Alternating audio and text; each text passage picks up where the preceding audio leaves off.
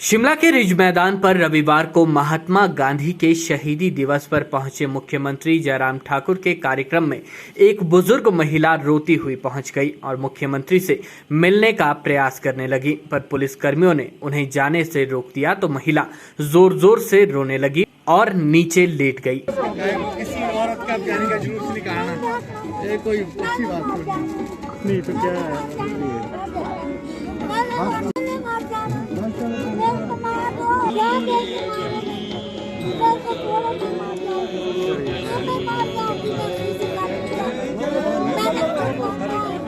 वहीं मुख्यमंत्री उनसे मिलने के लिए पहुंचे और महिला ने ढली सब्जी मंडी में नगर निगम द्वारा दुकान तोड़ने की बात कही और इंसाफ की गुहार लगाई। महिला ने मुख्यमंत्री के सामने आत्मदाह की धमकी तक दे दी। हालांकि मुख्यमंत्री ने इस पर कार्रवाई का आश्वासन दिया है। ये महिला ढली सब्जी मंडी में राजो देवी, जो कि 65 साल की है, वहां 40 सालों से दुकान चला रही है और सड़क को चौड़ा करने को लेकर सड़क के साथ अवैध कब्जों को हटाया जा रहा है।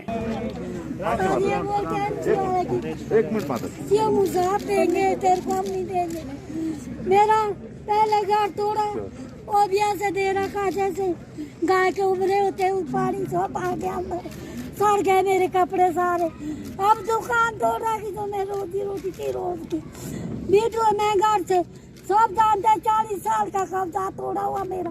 करो मेरा इंसान, नहीं तो मैं यही खत्म हो जाना आज। बच्चे घर से मैं जिंदगी जाऊंगी, मैं मर जाना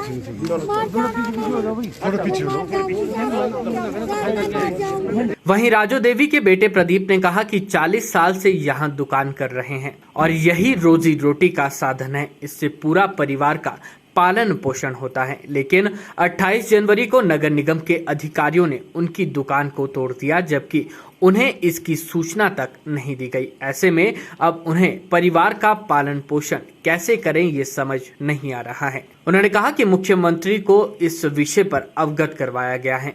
उन्होंने मुख्यमंत्री से दुकान देने की गुहार लगाई और कहा कि यदि सोमवार तक कोई इंसाफ नहीं मिलता तो वे रिज मैदान पर पूरे परिवार के साथ आमरण अनशन पर बैठ जाएंगे और यदि कोई हल नहीं हुआ तो वो आत्महत्या करने का भी कदम उठा सकते हैं, जिसकी जिम्मेवारी प्रदेश सरकार की होगी।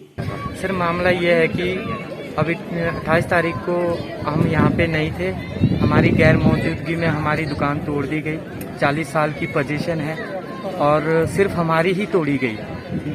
मेन चीज़ ये है कि सिर्फ हमारी ही तोड़ी गई और भी अनऑथराइज्ड वहाँ पे है, उनको क्यों कुछ नहीं बोला गया।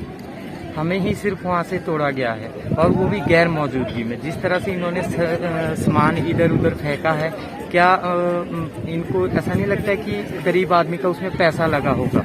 और सबसे मेन चीज़ है कि वो सामान हम ले कहाँ जाएं। 3 दिन से हम वहीं पे सो रहे हैं, वहाँ ठंड में, बाहर छत नहीं है, कुछ नहीं, सिर्फ कंबल ओढ़ के हम वहाँ पे रखवाली कर रहे हैं सामान की।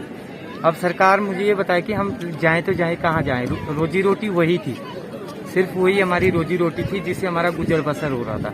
ऐसा तो है नहीं कि सरकार ने कोई ऑप्शन रखी हमारे पास कि हाँ हम तुम्हें नौकरी देंगे या कुछ है, या कोई और ऑप्शन होता हमारे पास। जनाब, ऐसे भी वहाँ पे अनऑथराइज्ड है जिनके पास 3-3, 4-4 बिल्डिंगें हैं जगह जगह, उनका तो तोड़ा नहीं जा रहा है। हमारे पास इतनी सी रोजी रोटी के लिए बस जगह है थोड़ी सी, उसको भी इन्होंने डिस्ट्रॉय कर दिया। कितने साल से वहाँ पर रह रहे हैं आप लोग? 40 साल से वहाँ पे रह रहे हैं। ये किसने तोड़ा था और कब? ये एमसी वालों ने तोड़ा है जनाब, और इन्होंने ये कहा है कि तेरी माँ जयराम के पास गई थी सब्जी मंडी में, अब जयराम से ही ले लो। तुम कहते हम नहीं देंगे, हम तो उसको तोड़ेंगे ही तोड़ेंगे। अभी कहाँ पर रह रहे हो आप लोग? अभी सर, अभी तो हम वहीं पे रह रहे हैं जहाँ पे सामान तोड़ा गया है दुकान, क्योंकि उस सामान की रखवाली भी करनी पड़ती है रात को, कोई ले ना जाए। आपकी ही दुकान क्यों तोड़ी गई, बाकी नहीं तोड़ी वहाँ पे? बाकी कोई नहीं तोड़ा है जनाब। तो क्या सीएम से क्या सीएम से मेरी बस एक ही दरख्वास्त है कि मेरी माताजी को इंसाफ मिले, उनके साथ नाइंसाफी ना हो। अगर सोमवार कल तक कोई डिसीजन ना लिया गया तो मैं और माताजी आमरण अनशन करेंगे, पानी तक ग्रहण नहीं करेंगे जब तक नहीं होता, और इसी रिज मैदान में कल से हम बैठ जाएंगे अपने अनशन पे। तो इन्होंने अभी कहा है कि ठीक है, इन्होंने पहले भी कहा था सर ने तो कि करेंगे, कार्रवाई करेंगे, लेकिन अभी तक घर की भी कोई कार्रवाई नहीं हुई, तो मुझे नहीं लगता कि दुकान की भी कोई कार्रवाई होगी। जनाब अगर गरीबों के लिए इंसाफ नहीं है तो सरकार हमें बता दे, मैं अपने पूरे परिवार के साथ सुसाइड कर लूंगा। कहाँ कैसे पालूंगा मैं उनको? 3 बेटियां हैं जनाब, एक बच्चा पालना मुश्किल है, ठीक है, बिना रोजी रोटी के 3 बच्चे कैसे पालूंगा मैं? अपना पूरा परिवार कैसे पालूंगा बिना रोजी रोटी के? ये सरकार मुझे बता दे। अदरवाइज अगर हमने तहस में आके कुछ भी कदम उठा लिया तो इसकी जिम्मेवार सरकार हो, चाहे मेरी माता ने उठाए या मुझे उठाने पड़े।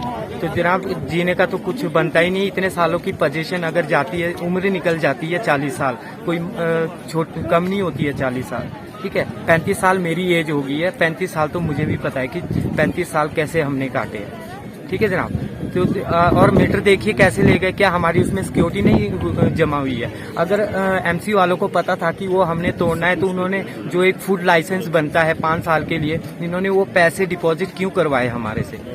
ठीक है, ये तो धांधलियां ही चल रही है ना सरकार की कि ठीक है यहाँ से भी पैसा आ रहा है वहाँ से भी पैसा आ रहा है। लाइसेंस क्यों अप्रूव किया 5 साल के लिए जब पता था कि ये 3 महीने के अंदर अंदर टूटना है जनाब? और बिजली मीटर ऐसे कैसे ले जाते हैं? कोई घर का ऐसे कैसे तोड़ सकता है? कोई नोटिस नहीं दिया, ये कहते कि हमें नोटिस दिया। हमें बताइए हमारे साइन कहाँ है नोटिस के ऊपर? कोई नोटिस नहीं दिया, ये अपनी जेब में रख देते हैं नोटिस। सेक्रेटरीट के नोटिस आ रहे हैं जनाब, हाई कोर्ट के नोटिस चाहिए, क्योंकि 14 साल हमने पीडब्ल्यू प्रॉपर्टी के लिए जो हमारी शॉप है वहाँ पे जो तोड़ी गई है, इन्होंने क्या किया है कि बस अपने ही पास इनका केस होता है, जेसी ज्वाइंट कमिश्नर के पास हमारा जमीन का केस है, वो कहते हैं कि केस तुम्हारा मेरे पास है, जज मैं हूँ, मैं खारिज कर रहा हूँ। तो ये तो जनाब गलत बात है। हम हाई कोर्ट के ऑर्डर होते हम खुद खाली करते, अपना सामान खुद हम सेफ निकालते बाहर, लेकिन इन्होंने ये देखा आज यहाँ पे नहीं है, गैर मौजूदगी में तोड़ दो। जनाब कोर्ट के दरवाजे भी खटखटाएंगे, सबसे पहले हम अनशन पे बैठेंगे,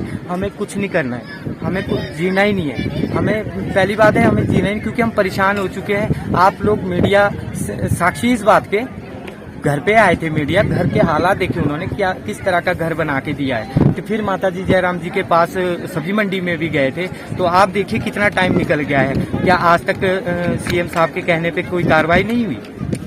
अगर सीएम साहब के कहने पे भी कार्रवाई नहीं हो रही है तो आगे हम कोर्ट में भी जाके क्या करेंगे? कोर्ट में तो पैसा लगता है जनाब, सरकारी वकील तो कुछ करेगा नहीं, प्राइवेट वकील के लोग पैसा लगता है। उन्होंने जो स्टे लिया है, हमारे और साथी है वहाँ पे अनऑथराइज्ड है, उन्होंने पैसा आगे लगाया है, स्टे मिल गया। हमारे पास जनाब पैसा नहीं है तो स्टे लेने के लिए, इसीलिए स्टे नहीं मिला तो तोड़ दिया। इनको लगा कि घर की कोई कार्रवाई नहीं हुई तो दुकान की भी कुछ नहीं होगी कार्रवाई, इन्होंने अपने एक्शन कर दिए जो करने हैं। तो जनाब गरीब के ऊपर इतना अत्याचार ना करे सरकार। अगर गरीब की नहीं तो किसकी?